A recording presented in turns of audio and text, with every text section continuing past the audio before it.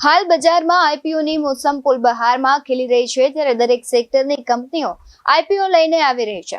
લોકોના મોઢે માત્ર આઈપીઓની જ બૂમ સંભળાઈ રહી છે, ત્યારે વધુ એક કંપની આઈપીઓ લઈને આવી ગઈ છે.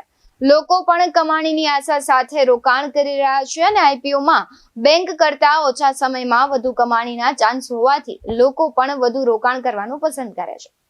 નમસ્કાર, BS9 TV ન્યૂઝમાં આપની સાથે હું ભગવતી વિશાવડિયા. માર્કેટમાં KRN હીટ એક્સચેન્જરનો આઈપીઓ આવી ગયો છે અને રોકાણકારોના પૈસા ડબલ થવાની પૂરેપૂરી સંભાવના છે.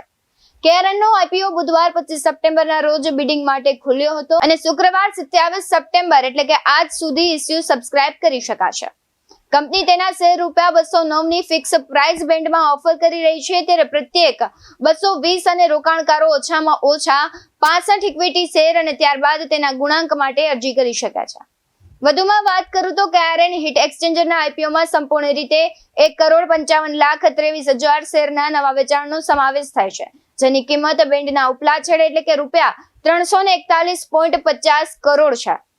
એન્કર બુક મંગળવાર 24 સપ્ટેમ્બરના રોજ ખુલ્યા હતા. હવેની વધુમાં વાત કરું તો KRN હીટ એક્સચેન્જર 31 માર્ચ 2024ના રોજ પૂરા થયેલા નાણાકીય વર્ષમાં 313.54 કરોડની આવક સાથે 39.07 કરોડનો ચોખ્ખો નફો નોંધાવ્યો હતો.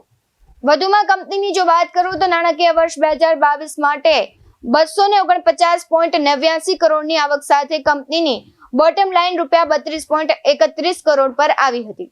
કંપની વિશે વધુ જાણીએ તો કંપનીએ તેના પ્રી આઈપીઓ પ્લેસમેન્ટ દ્વારા 4.77 લાખ શેર ₹200 માં વેચીને લગભગ ₹9.54 કરોડ એકત્રિત કર્યા હતા. તેણે ક્વોલિફાઈડ ઇન્સ્ટિટ્યુશનલ બિડર્સ માટે ચોખ્ખી ઓફરના 50% અને રિટેલ રોકાણકારો માટે 35% અનામત રાખ્યા છે. બાકીના 15% શેર બિન સંસ્થાકીય રોકાણકારો એટલે કે NIIS માટે ફાળવવામાં આવશે. જો વધુમાં વાત કરું તો હોલાની કન્સલ્ટન્ટ KRN હીટ એક્સચેન્જર આઈપીઓની એકમાત્ર બુક રનિંગ લીડ મેનેજર છે, જ્યારે બિગ શેર સર્વિસીસ ઇસ્યુ માટે રજિસ્ટ્રાર છે. કંપનીના શેર્સ BSE અને NSE બંને પર લિસ્ટિંગ પણ થઈ ગયા છે. આવા જ વધુ અહેવાલો સાથે ફરી મળતા રહીશું. તમે અમારી YouTube ચેનલને સબસ્ક્રાઇબ કરવાનું, અમને Facebook અને Instagram પર ફોલો કરવાનું ભૂલશો નહીં. બાકી અવનવી અપડેટ્સ મેળવવા માટે જોતા રહો BS9 TV ન્યૂઝ.